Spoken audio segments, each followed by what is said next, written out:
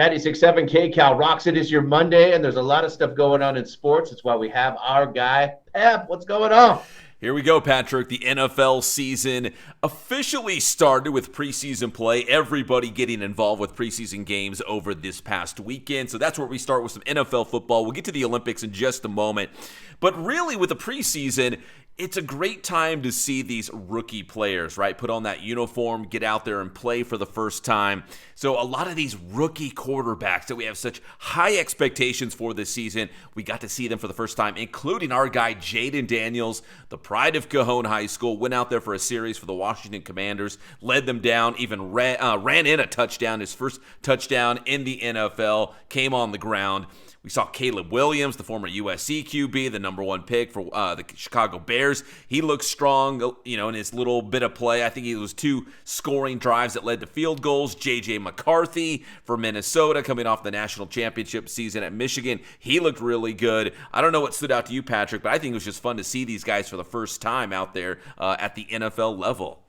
Absolutely, and we've heard, the modern quarterback, at least a few of them, are plug and play straight out of college. And our boy Jayden Daniels, it's kind of cool to hear the buzz around the Washington Commanders is they're excited about Jayden and what he can do.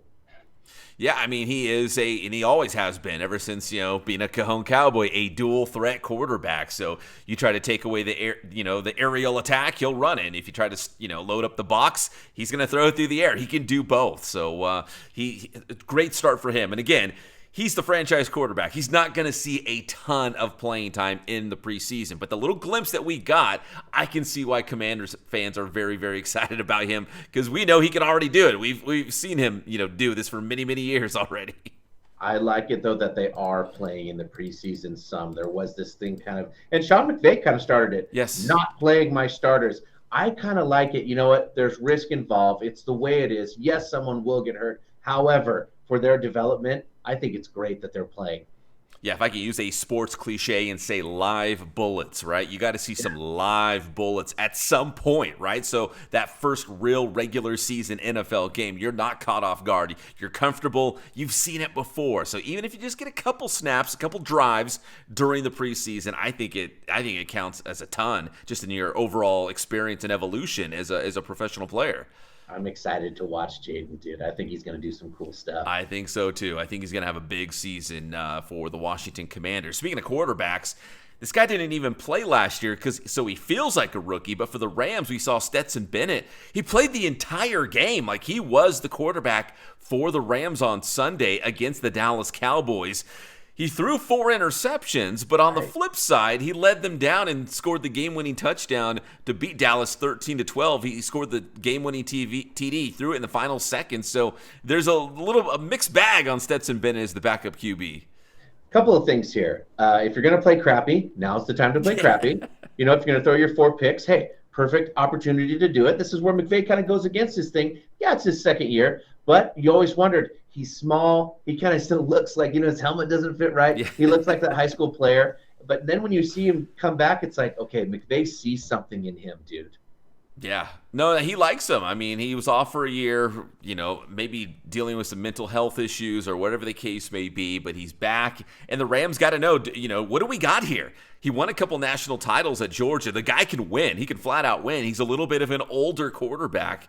But yeah, I think the Rams just want to see who do we have? Is this guy going to be our backup quarterback? Is it? Don't they have Jimmy G? I think Jimmy G is somewhere on the roster. I don't know if he's healthy, but he's somewhere there. Right. It's classic. He doesn't look it. It's something that I'm stricken with, Pep. I don't look it, but I'm your guy. Well, Patrick, speaking of you, your Seahawks beat Jim Harbaugh in his lightning bolt debut. They beat the Chargers 16-3. And again, you can't put a whole lot of value, a whole lot of weight on these preseason games. But what did you think of your Seattle Seahawks? I have to admit, I was impressed. Could there be something there? There's no Pete. And, for me, after we won the Super Bowl, Pete's money is no good in Seattle. I mean, it's hard for me to live without Pete. I'm going to be honest. But you start looking around, it's like, damn, we have a good team. And more importantly, this is the offensive line that Russell Wilson always wanted and never got. Dare we say Geno has time to throw? I have a weird feeling. I think Not that we're going to win the Super Bowl or anything like that, but I have a feeling we're going to be better than people think. Because of Pete, it's hard to, it's tough. Long gone are the Pete Carroll, Legion of Boom, Marshawn Lynch. Those days are long gone. This is a brand new Seattle vibe, right? Like, it's a brand new team, brand new head coach. Like, it just feels different. But I'm with you. Like, I watched a little bit of that game, and I was like, Seattle's not bad. As a 49er fan, I'm like, I'm concerned about the Rams, but I'm like, I should be concerned about Seattle too, I think. When you start looking from top to bottom, there's some players on that team. I'm like, my goodness. Yeah, no doubt. So we're going into another week of the preseason. We can talk more about that later in the week. But Patrick, we have to talk about the Olympics. We close the chapter on Paris.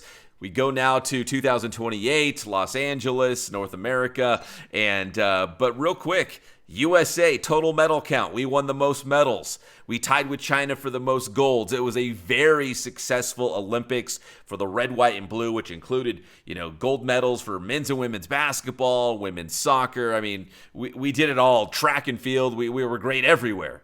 I have to admit, I really enjoyed watching the Olympics. I remember the opening ceremonies threw me off a little bit. I'm not going to lie, but it was fun watching Team USA. And it was fun watching the track and field. I really enjoyed the hell out of that. Yeah, track and field and swim. Like, they always get me. Gymnastics a little bit, but more so track and field and swim for some reason. Like, I don't pay a whole lot of attention to those sports at the international level, until the Olympics arrive. And then it's like, it's all stars and stripes. It's all red, white, and blue, and cheering them on. So we do have stars. We have stars on the track. We have stars in the pool. So it was fun to see the USA do their thing. Although maybe the biggest headline over the weekend was the breakdancing. I did not know breakdancing was a sport until I turned it on the television set. And for all the breakdancers out there, listen, I'm not trying to downplay their importance or their athleticism or anything, but I was just stunned at what I saw. Right, baseball was taken out for breakdancing or whatever. Yeah. It was tough to see. Team Australia, her life is going to change forever. Ray Gunn, man, you're talking about Rachel Gunn and her moves. Yeah, we were laughing like my nephew, he's 6 years old. I mean, he loves to do that stuff on the floor too. I think he's going to be an Olympian. Yeah. So, here we go. Anyways, so the Olympics were fun, and now we turn our attention to 2028. And Patrick, before we get out of here, let's talk a little baseball as well real quick. Man, it is heating up in the National League West right now. If you're a Dodgers fan, you are looking in the rearview mirror on this Monday morning because the Padres and the Diamondbacks are both only 3.5 games out of first place, right behind the Dodgers on their heels. But help is on the way. Mookie Betts reportedly will return to the Dodgers today. He hasn't played in about 2 months because of a left-hand injury. So he fractured his left hand, had to sit on the shelf for a couple months, but he's supposed to be back today, and they need him big time. Finally, man, not only his play and his, second base, shortstop, wherever they need him stuff, but also in the clubhouse. He gives you confidence, man. I like Mookie a lot. Yeah, I mean, the Dodgers have had their fair share of injuries, so that lineup has looked a lot different, over the last couple of weeks and months. So to have that stability, having him in the clubhouse, seeing his name written in the lineup every single day, I think that counts a lot. And from what Dave Roberts has said, Mookie Betts, who has been the Dodgers' starting shortstop, he's going to be playing out in right field on his return. Not to say he won't end up at shortstop at some point where he was playing, but as they bring him back after that the fractured left hand injury, he's going to be in right field. But it doesn't matter. Just put him in the lineup. He's going to hit. He's going to do a good job wherever you put him on the field. He does what the team needs, just like our guy, Pep. Pep, time out to get your stuff. Hey, get my stuff anytime at your leisure, 24/7 at Inland Sports, Facebook, Twitter, Instagram. We got the Inland Sports YouTube channel. Talking high school football now. It's that time of the year. That's Inland Sports. Love it. Thanks, Pep.